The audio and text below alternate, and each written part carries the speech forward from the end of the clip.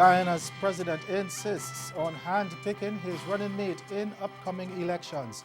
Our top story in Caribbean Newsline for Thursday, November 7.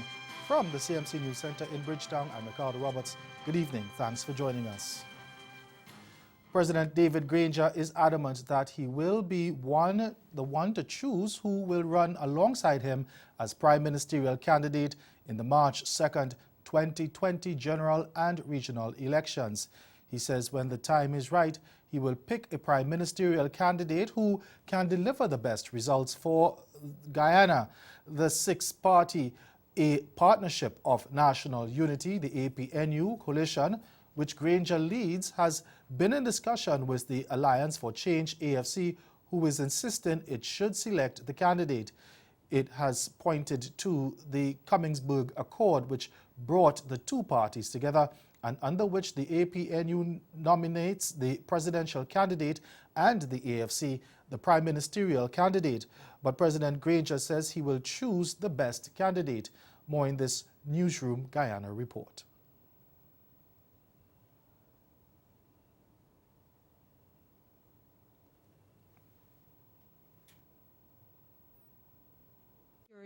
Camarade Ramchatan as the prime ministerial candidate based on the Cummingsburg Accord, which formed the coalition. The AFC has already made it clear that Ramchatan must be the candidate or there will be no coalition with the APNU for the March polls. The prime ministerial candidate is a contentious issue for both sides and saw the AFC withdrawing from talks a few weeks ago with APNU as the accord is being reviewed. But President David Granger remains adamant that he will choose his candidate for the prime minister. And I am a prudent and wise leader, and I will make a choice which I feel will deliver the best results to the people, the best outcomes to the people of Guyana. My objective, and I'm sure the objective of the six parties in the coalition, would be to ensure that Guyana gets the best. And we're working on that, and if candidate A or candidate B is the best, I don't want to lose. I want to make sure that we win, and once we win, that the country is well governed. So whoever the nominee is will be subject to scrutiny, and that announcement will come. The president was speaking to the media at the sidelines of an event at the Ministry of the Presidency on Wednesday morning. He said that nothing in the Cummingsburg Accord should be in conflict with the Constitution, including the chairmanship of cabinet and the selection of the prime minister. But the AFC's treasurer, Dominic Gaskin, had noted that he sees no clash with the Constitution if there is an agreement before the elections on who the president will appoint. That's what happened in 2015. The Constitution states that once a president is elected, he or she has the authority to select a prime minister. There is nothing in the Constitution which allows a political party to choose the prime minister candidate. Once the president is elected, the president has the authority under the Constitution to select the prime minister.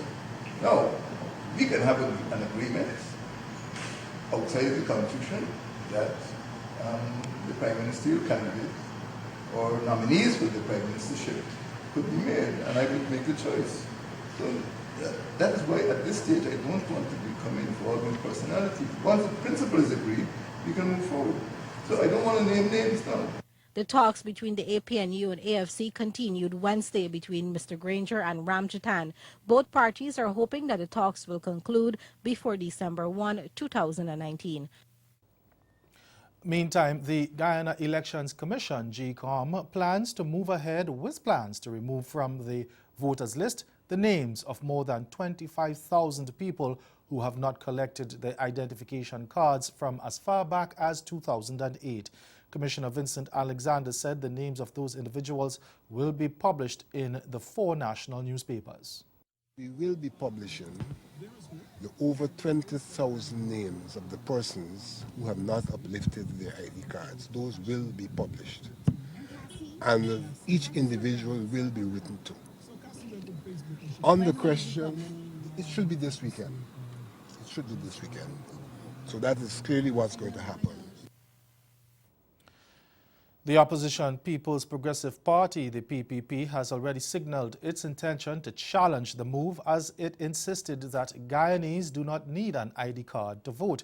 And speaking after the GCOM statutory meeting, opposition-appointed Commissioner Sasi Gunraj lamented that people will be disenfranchised. Persons who might have registered as late as last year or in the last claims and objections period before this current one and did not collect their ID card also stands at risk of being removed from the list for non-collection of that identification card, which for me continues to be disconcerting because persons will definitely be disenfranchised by this move. Meantime, a new political party headed by two businessmen is calling on GCOM to rescind the decision. Change Guyana said in a statement on Wednesday that it is deeply concerned that the fundamental democratic right of Guyanese to vote is under threat. The party, headed by Robert Badal and Nigel Hines, said the decision will be unconstitutional as it is at odds with a ruling by the Chief Justice which details the criteria to be met for a voter to be struck off the list. In Trinidad and Tobago now, a police probe is underway into two social media posts, one of which Police Commissioner Gary Griffith says speaks about burying a female political party leader. And as we hear in this TV6 News report, he has issued a warning about threatening language or language that can incite violence during the upcoming local government election campaign. But we feel that our democratic right is to say what we want, do what we want. That is not true. Police Commissioner Gary Griffith, as he spoke about two reports he said he received about posts on social media that are now under police investigation in the lead-up to the local government elections on December 2nd. We will be having these individuals come to the police station and we will be interviewing them. One involves an individual who just made a video basically alluding to the fact that he intends to bury a political leader in a grave and he intends to deal with her. Now we have to be very careful as to the comments that we make. I refer to Section 49 of the Summary Court Act, violent language and breach of the peace. The Commissioner soon clarified he meant Section 49 of the Summary Offences Act, which states any person making use of insulting, annoying or violent language with intent to or which might tend to provoke any other person to commit a breach of the peace is liable to a fine of $200 or to 30 days in jail. TV6 News understands the video the Commissioner has referred to was in reference to UNC political leader Kamla Persad-Bissessar. I am not going to condone in any form or fashion any individual or organization that may cause fear, undue panic, or make any threatening language or try to incite violence in any form or fashion during this election campaign. He then spoke of the second online post that has caught the attention of law enforcement. Someone just set up something and she stated that there's a source that stated that certain officials paid off medical officials big money to inject citizens with the swine flu. Now this is tantamount to madness. That individual is also, we are going to find her and we are also going to bring her in for questioning. This madness stops now. Three members of Jamaica's infamous Klansman gang will know their fate next month after pleading guilty of the brutal murder of a woman and her daughter 8 years ago. They were accused of shooting and beheading the two back in 2011. We get the details in this TVJ News report. The dastardly act shook the nation more than 8 years ago. Two women, a mother, 40-year-old Charmaine Rattray, and her 18-year-old daughter, Joyce Lynch, a former student of the Queen's School, were shot and chopped by hoodlums at their Lauriston St. Catherine home on July 19, 2011. Their heads were severed. One of the killers later took the police to the location of the body parts. Now, after 8 years, justice. Three of the men accused of the killing pleaded guilty on Wednesday afternoon before the Home Circuit Court in Kingston. The sentencing hearing is set for December 11. At the start of the trial, the accused, Adrian Campbell, Roshane Goldson, and Fabian Smith, pleaded guilty to non-capital murder. But the Director of Public Prosecutions, Paula Llewellyn, had given previous notice that she would be seeking the death penalty against the men for capital murder. However, the DPP told the court that she will not be pursuing the death penalty against the other two accused, Sandra Dukali and Kamara Riley. Ducali and Riley are to stand trial after they pleaded not guilty to the charges. But the DPP told the court that based on the evidence against them and the guilty pleas of the other 3 accused, she has decided to withdraw the death penalty notice she served on the defense. And still to come, Caribbean countries discuss economic transformation. The details after the break. Stay with us. As a small business owner, you have to make sure your technology is available and operational at all times. But what happens when your network crashes, your email goes down, or your user systems get a virus? You may try to fix the issue yourself, but you can end up making the problem a lot worse. At Digital Networking Solutions, we're more than just people who try to fix your computers. We monitor, maintain, and support your IT systems so that you can focus on growing your business to its fullest potential. When you sign up for one of our IT support plans, we get familiar with your IT environments beforehand, so we can manage it proactively as if it were our own. Your business deserves the best IT services available to ensure it functions to its maximum efficiency. So give us a try today. Email or call us, and we will give you a free network assessment to determine whether now is the time for your small business to adopt Digital Networking Solutions for a smoother, more reliable network experience. So, the first round has already been passed, and it was awesome. Now, Dog Pound, you ready? Jafar, you ready? All right, people, it's round 2. We're not wasting any time. Let's get straight to it. DJ Casper, lock the cage. Game, keep brain, try to give you something that you can sustain. Listen to the power and listen to the pain. I don't need a visa. I'ma flex my muscles and I feel like John Cena. Give your shorty wood, you would think that she was a beaver. You may have heard that you should have disaster supplies on hand, but what should you pack? How to get started? And what maintenance is necessary? Disaster supply kits should include preserved or canned foods, clean water in sanitized containers, at least 5 gallons per family member per day, extra medical supplies such as insulin, inhalers, blood pressure medication.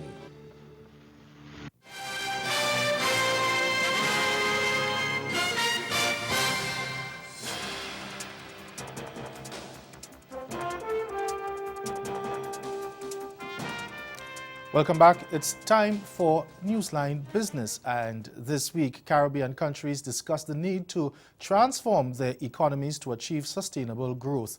Marie-Claire Williams has the details. Stimulating economic growth was the main focus when Caribbean leaders and IMF officials met in Barbados on Wednesday for the annual Caribbean Forum. Director of the IMF, Alejandro Warner, reported that 2019 was a relatively good year for regional economies, but he says the level of growth is still disappointing. We cannot say with the world economy that it's slowing down, but still, I mean, the U.S., that is the main source of demand for the Caribbean, doing quite well, just slowing down a bit, but slowing down from the aggregate demand side because investment has dropped, but consumption has done very well. So in that sense, you would say an international environment in which your main consumer is doing pretty well. I mean, the lowest unemployment rate in recent history in the U.S., consumption doing quite well. These guys are traveling, they're coming here, they're having fun, they're consuming. So you have that, you have very low interest rates, and you have energy commodity prices that have been relatively stable. And in that sense, I mean, your growth is still disappointing. So Werner is therefore calling for structural changes to spur regional growth. One of the suggestions is for the Caribbean to take advantage of the Caribbean single market and economy. But CARICOM chairman, St. Lucia's Prime Minister Alan Chasney, lamented a lack of support for CARICOM, and this, he says, is hindering growth. CARICOM, which I love dearly, but the fact is that CARICOM is a broken institution that is financed, and we're not giving it the sufficient level of commitment that we ought to. Yet it is a vehicle for change in our region. And the persons that could make that change are really the heads of government. And I think that Mia talked about it, the will of the willing to be able to achieve that. But it's costing us money every single day in market loss, in inefficiencies, and the ultimate The ultimate person who is paying the price the greatest are our citizens, who are not able to deliver the quality of life that they deserve, that we are not allowing the intellect of this region to come to the forefront to the extent it ought to. But St. Kitts and Nevis Prime Minister Dr. Timothy Harris argues that the current state of the Caribbean's economy must be put in a historical context. How do we model a society which for years had a particular role to play, which was simply to assist the colonial master in its own ways? Whatever you were to manufacture was to suit a particular position. Independence came, but those structures remain. Independence came, and the way in which we were learned to think of ourselves, our potential, all those were framed within a particular context. And so we have to go through a real hard process of learning and unlearning, and learning some of the limits that people impose upon us. Meanwhile, in terms of economic performance this year, President of the Caribbean Development Bank, Dr. Warren Smith, noted that post-disaster recovery has contributed significantly to the performance in some islands. Part of the growth that we are seeing in the region this year can be traced back to the investments, the reconstruction investments that are taking place in some of our countries in 2017. Dominica, there's a significant uptick in growth in Dominica as a consequence of the spend that is taking place to fix that economy. Similarly, in Anguilla and to a lesser degree in the British Virgin Islands. Barbados' Prime Minister Mia Mottley expressed cautious optimism about her country's economy. Last year, the government introduced the Barbados Economic Recovery and Transformation or BERT program in a bid to turn around the ailing finances. We recognize now that we have to have a singular focus on growth, that we can get our debt to GDP target of 60% by 2032 or way before by growing our economy or by slavishly just trying to be playing cautiously within the crease. If you come from a nation that has produced the greatest cricketer the world has ever seen, then you have to learn to play outside of the crease and to play some shots. And we are about to play some shots in the country. And those shots hopefully will lead to the kind of growth that we need. Mary-Claire Williams, Newsline Business. And ahead in sport, Leeward Islands Hurricanes crush CCC Marooners in their regional Super 50 opening encounter. Stay with us. Sport is next.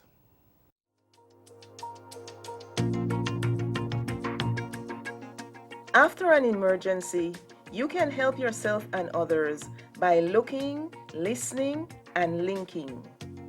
Looking because you want to see if the person has some signs that is in distressing. Looking for the symptoms, how best you can support the person. And then listening, because listening is very important. Listening with your ears, listening with your eyes. If you do that well, then you'll be able to link them to the appropriate resources. Be ready, look, listen, and link.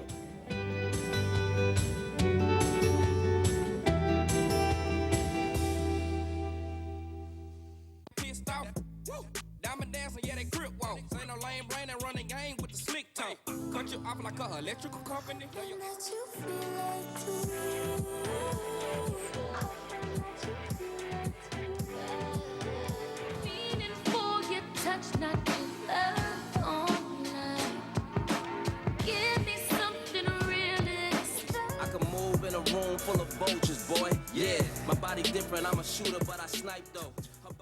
It's no secret that reading to children is essential for their optimal brain development. But an NSF-funded research team led by Lisa Scott at the University of Florida has discovered that reading books that name and label people and objects are even better. Babies came into Scott's Brain Cognition and Development Lab twice, once at 6 months old and again at age 9 months. Eye tracking and EEG measured attention and learning at both ages.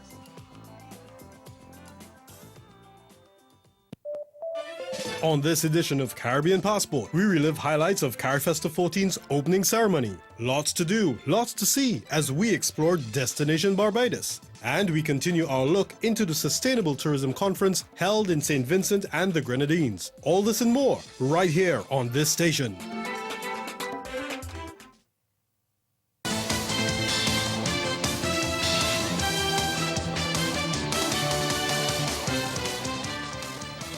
Leeward Islands Hurricanes batsman Devon Thomas hailed the performance of his team in their opening match of the Regional Super 50 after they beat defending champions combined campuses and colleges Marauders by 198 runs on Wednesday. Batting first at Warner Park, St. Kitts, Hurricanes posted a mammoth 292 for 7 with Thomas leading the charge with a masterful stroke of 105. Also putting runs on the board for the hosts were Amir Jangru, who scored 39, and Kieran Powell, who chipped in with 30. In reply, CCC never got settled as they perished on 94 of 31 overs. They were undermined by all-rounder Rakeem Cornwall, who picked up best match figures of 4 for 21, while right-arm medium pacer Sheeno Berridge took 3 wickets for 20 runs. After the match, century maker Thomas said his experience in the just concluded Caribbean Premier League played a huge role in his performance. Well, they set up the game for me, so I was coming to rotate to start, try to bat deep into the overs. I even said I want to bat 42 overs, and he ended up on bat 47. So it's a good team effort from everyone, so I was pleased today. Well, I learned a lot from playing the CPL, so I just try to take it into my game a lot more. Playing a few with overseas players, they talk to me and they tell me what's up and stuff. The wicketkeeper batsman says he's looking forward to the other games this season. Setup was good. We are home in St. Kitts. We know this pitch a lot more than the West team, so it's going to be a good tournament. It's going to be challenging still, but this tournament, honestly, for me, because my birthday is next week, so I want to really stand out this year. Meanwhile, all-rounder Cornwall is also looking forward to the rest of the Regional Super 50 season after his 4-wicket haul, which neutralized CCC to a low-scoring total. The all-rounder who spoke after the match said he capitalized on the favorable conditions at the Warner Park pitch.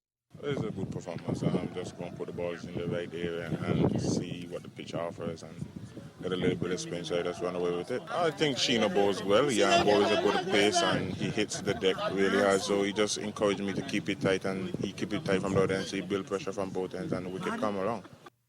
Looking ahead, Cornwall says while he looks forward to his team's next assignment, they will remain focused. Well, we have to take a page out of Devon's book. I think he take the innings deep, where how he bats and take the game right down to the last 10 over. That is going to be a key factor for us. So we're going to come up against better teams, which is Barbados and Jamaica, that have good death bowling. So we just have to focus on the middle and the start, and then we finish off in the end. Still in cricket, West Indies captain Kieran Pollard has praised the professional performance by his side after they trounced Afghanistan by 7 wickets in the opening one-day international on Wednesday. Pollard, in his first series as captain after replacing Jason Holder 2 months ago, said he was pleased with how West Indies executed their run chase after being set 195 for victory at the Atal Bihari Vajpayee Stadium. Playing his first ODI in 3 years, Pollard said the bowling effort was an expression of the ideal type of cricket West Indies wanted to play. Also commenting on the field, Pollard said there were a few blemishes, but, quote, "We'll take that because of the effort the guys would have given in the field in terms of the enthusiasm and intensity." End quote. West Indies will face Afghanistan in the second ODI at the same venue on Saturday. To football now, Bermudan midfielder Reggie Lamb slotted home his spot kick during a shootout but could not prevent Cambridge United tumbling out of the English Football League trophy after losing 4-3 on penalties following a 1-1 draw against Arsenal under 21s at Abbey Stadium on Tuesday night. Cambridge did well to take it to penalties after Liam O'Neill was sent off in the 50th minute following teammate Harvey Nibbs' 40th minute opener. Cambridge will play an away game to Peterborough United in a trophy game next week, but the result will be of only academic interest to Cambridge, who currently sit on 12th place in the league. Lamb has scored 1 league goal for Cambridge this season, which was a penalty in a 4-0 win against his former club Mansfield Town in September. And finally, questions are being raised about the whereabouts of a Jamaican sprinter who may be on his way to or is already in Bahrain. Reports suggest that the 100-meter sprinter Sachin Dennis may be switching allegiance to represent the Middle Eastern country. But as we hear in this report from TVJ's Jermaine Brown, his mother remains in the dark on the matter. Where is Sachin Dennis? That has been the question on the lips of track and field fans and analysts over the last year.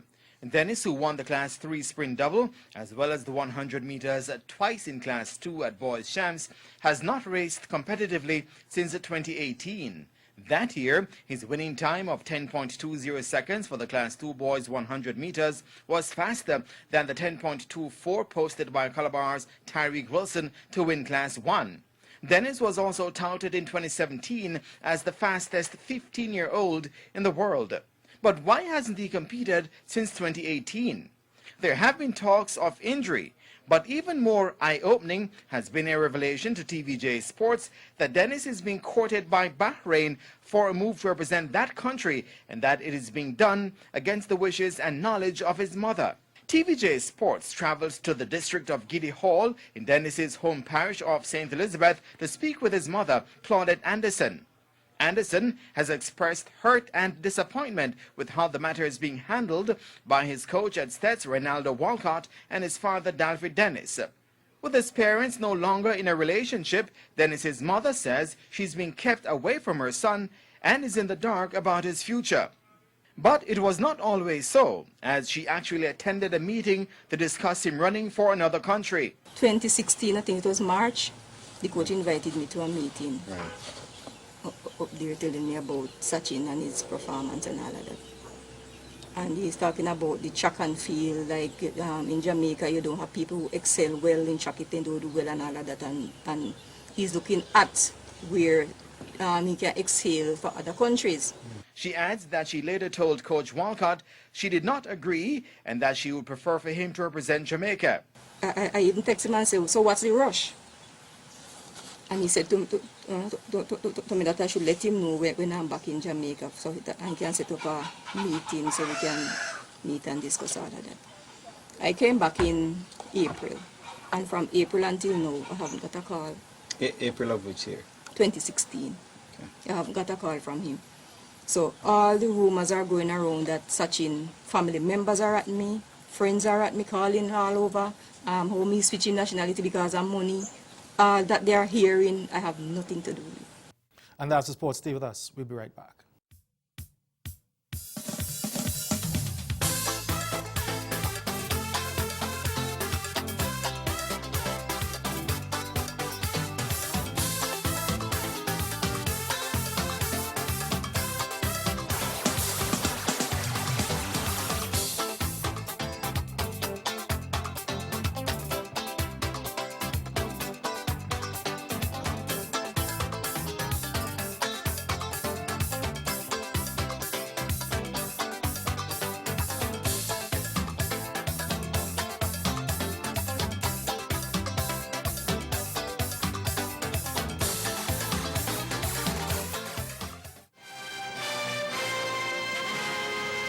Again, the major developments of this day, Guyana's President David Granger adamant he will be the one to choose who will run alongside him as prime ministerial candidate in next year's elections. And in sport, Leeward Islands Hurricanes crushed combined campuses and colleges Marooners by 198 runs in their regional Super 50 opening match. It's Caribbean Newsline. For news and sports round the clock, subscribe to CaribVision.com for more of our programming.